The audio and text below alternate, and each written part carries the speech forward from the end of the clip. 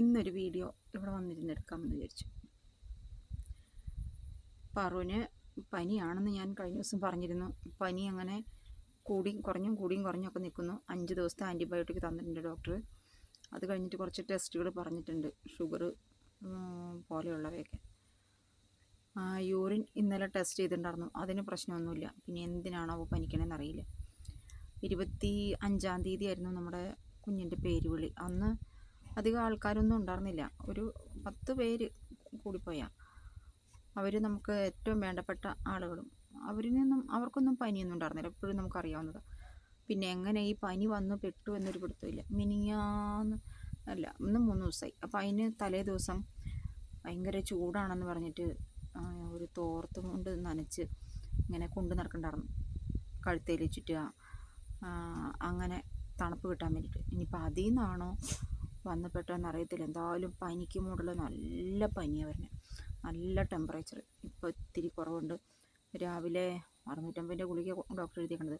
രാവിലെ ഒരെണ്ണം കഴിച്ചു, പിന്നെ ഇനി ഉച്ചയ്ക്കും കഴിച്ചു, വൈകുന്നേരം. അന്ന് പനിക്ക് കുറവുണ്ട്, പക്ഷേ ആ ശരീരത്തിൻ്റെ ചൂടുണ്ടല്ലോ, അത് നമുക്ക് തന്നെ തൊടുമ്പോൾ സഹിക്കാൻ പറ്റില്ല. 4-5 ദിവസത്തെ മരുന്ന്. അതിലിപ്പം ഇന്നലെ വൈകുന്നേരം തൊട്ടാണ് കഴിക്കാൻ തുടങ്ങിയത്. അതിൻ്റെ ഒരു കുറവ് കാണാനുണ്ട്.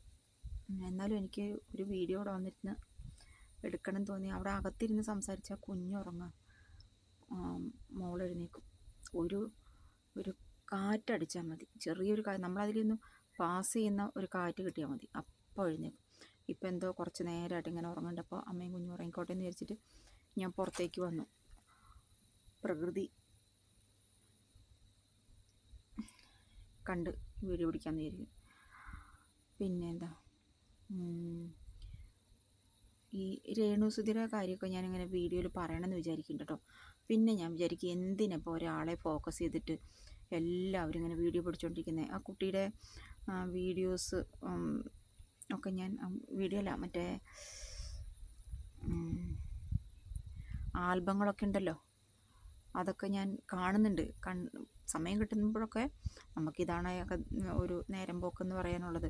അപ്പോൾ അതൊക്കെ ഞാൻ കാണുന്നുണ്ട്. ഒരു പയ്യൻ്റെ കൂടെ, ഒരു താടി വെച്ചൊരു കുട്ടിയുടെ കൂടെ ഇങ്ങനെയൊക്കെ ചെയ്യുന്നുണ്ട്, ചെന്ന് തട്ടി മുട്ടിയൊക്കെ. പാവം ആ കുട്ടി തന്നെ ആ കുട്ടിയുടെ വില കളയുക. നല്ലൊരു മോളായിരുന്നുവെങ്കിൽ. ഞാനത് കഴിഞ്ഞ വീഡിയോയിലൊക്കെ രേണുവിനെ കുറിച്ച് പറയുമ്പോഴൊക്കെ ഞാൻ പറയണത്, ആനയുടെ വലിപ്പം അറിയില്ല എന്ന് പറഞ്ഞ പോലെ സുധിയെ ഇഷ്ടപ്പെടുന്ന എല്ലാ മലയാളികൾക്കും ഇപ്പോൾ വളരെ വേദന ഉണ്ടാക്കുന്നൊരു പരിപാടിയാണ് ഈ രേണു ചെയ്തുകൊണ്ടിരിക്കുന്നത്. പക്ഷേ ആ കുട്ടിക്ക് എത്ര പറഞ്ഞാലും, ഞാൻ പറഞ്ഞില്ലേ, ആ കുട്ടിയുടെ വീഡിയോയുടെ താഴെ പോസിറ്റീവും നെഗറ്റീവുമായ കമൻറ്റുകൾ വരും.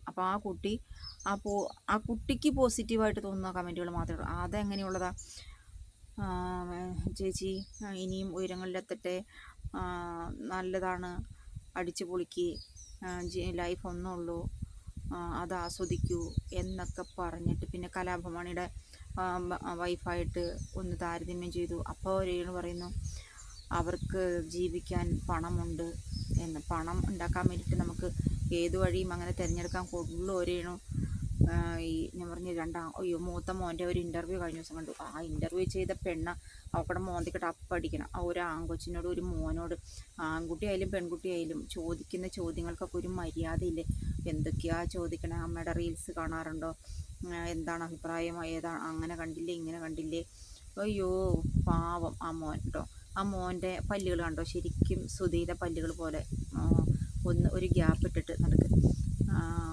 കഷ്ടമുണ്ട്. ഇങ്ങനെയൊക്കെ മക്കളെ ക്രൂശിക്കാൻ പാടില്ല, അതൊരു ജാതി പീഡന. ആ മോനായത് കാരണം അങ്ങനെ ഇരുന്ന് മറുപടി പറഞ്ഞു. വേറെ വല്ലവരും ആണെങ്കിൽ എഴുന്നേറ്റ് പൊക്കോളാൻ പറയും. അങ്ങനെ രേണുവിൻ്റെ കാര്യം. പിന്നെ ഇന്നലെ കണ്ടില്ലേ, ഈ കൈക്കൂലി കേസിൽ പിടിക്കപ്പെട്ട പെണ്ണ് മുഖം മറച്ചതാ. പക്ഷെ മുഖം മറയ്ക്കാതിരുന്നെങ്കിൽ കാണേണ്ടാത്ത കാര്യങ്ങളൊന്നും കാണില്ലായിരുന്നു. എന്തൊരു കഷ്ടമല്ലേ! 1 രൂപയുടെ ഒരു ബ്ലേഡ് കിട്ടാൻ ഇന്നത്തെ കാലത്ത് ഇത്ര ക്ഷാമോ? അല്ലെങ്കിൽ എന്ത് ചെയ്യണം? അതനുസരിച്ചുള്ള ഡ്രസ്സ് ഇടണം. ഇത് കൈയിറക്കം കുറഞ്ഞ ഡ്രസ്സ് ഇട്ടിട്ട് മഹാബോറ് എന്ന് പറഞ്ഞാൽ, ഇതിപ്പോൾ നാച്ചുറലായിട്ടുള്ള കാര്യങ്ങളാണ്, മനുഷ്യന്മാർക്കൊക്കെ ഉള്ളതാണ്, അതിനൊക്കെ അങ്ങനെ പറയാൻ പാടുണ്ടോ എന്നൊക്കെ ചോദിക്കും. പക്ഷേ ഇന്നത്തെ കാലത്ത് അങ്ങനെയൊന്നും ആരും കാണിച്ച് നടക്കില്ലല്ലോ. സംവിധാനങ്ങളൊക്കെ ഒരുപാട് വളർന്നില്ലേ. ഒരു മോശം, അതേ പറയാനുള്ളൂ, മുഖം മറയ്ക്കാൻ വേണ്ടി കൈ പൊക്കിയിരുന്ന് കക്ഷം കാണിച്ചു. ഇതൊക്കെ കാണുന്ന വീട്ടുകാരുടെ ഒരവസ്ഥ ഭയങ്കരം. അതൊക്കെ തന്നെയാണ് ഇന്നിപ്പോൾ ഞാൻ കണ്ട ലേറ്റസ്റ്റ് ന്യൂസുകൾ. രേണുവിൻ്റെ കാര്യം ഞാൻ കുറേ മുമ്പ് തന്നെ എൻ്റെ മനസ്സിൽ ഉറപ്പിച്ചിരുന്നതാണ് കേട്ടോ. കുട്ടി ഒരു വീഡിയോ കൂടെ ചെയ്യണം എന്നുള്ളത്. പിന്നെ ഞാൻ വിചാരിച്ചു എന്തിന് എന്നെ തല്ലണ്ടമ്മാവാ, ഞാൻ നന്നാവില്ല എന്ന് പറഞ്ഞ പോലെയാണ് രേണുവിൻ്റെ കാര്യം. അത്രത്തോളം ആരൊക്കെ വിമർശിച്ചിട്ടും അല്ലേ, നല്ല ഒരുപാട് യൂട്യൂബർമാർ ആ കുട്ടീനെ താക്കീത് ചെയ്തിട്ട് പറഞ്ഞിട്ടുണ്ട്. മറ്റേ ആ ബിഗ് ബോസിലെ അദ്ദേഹത്തിൻ്റെ പേര് മറന്നല്ലോ, ആളൊക്കെ വന്നിട്ട് പരോക്ഷമായ നല്ല രീതിയിൽ ആ കുട്ടിയോട് പറഞ്ഞു കൊടുത്ത കാര്യങ്ങൾ മനസ്സിലാക്കുന്നില്ല. പൈസ കിട്ടുന്നുണ്ട്, ഓരോ പരസ്യങ്ങളും റീൽസൊക്കെ ചെയ്യുമ്പോൾ കിട്ടുന്നുണ്ടാവും. അപ്പോൾ ആ പൈസയാണ് ആ കുട്ടി ലക്ഷ്യം വയ്ക്കുന്നത്.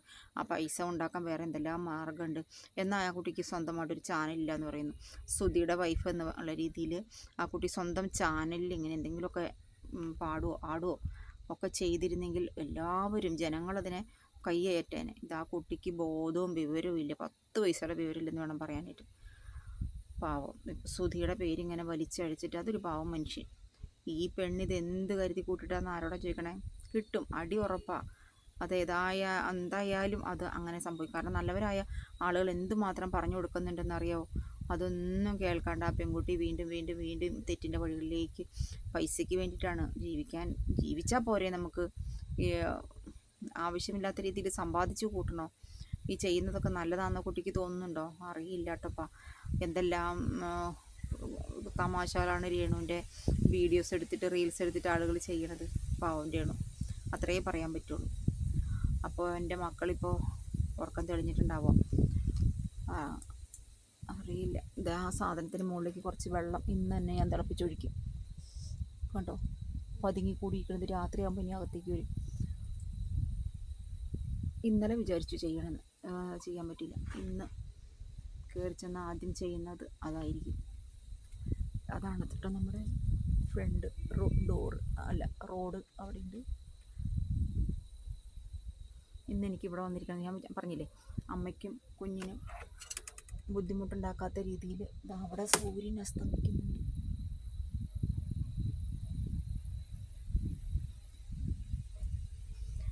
ഇങ്ങനെ ഇന്ന് ഈ സിമെൻറ്റ് കട്ടപ്പുറത്ത് ഇങ്ങനെ വന്നിരിക്കാൻ തോന്നി. അപ്പോൾ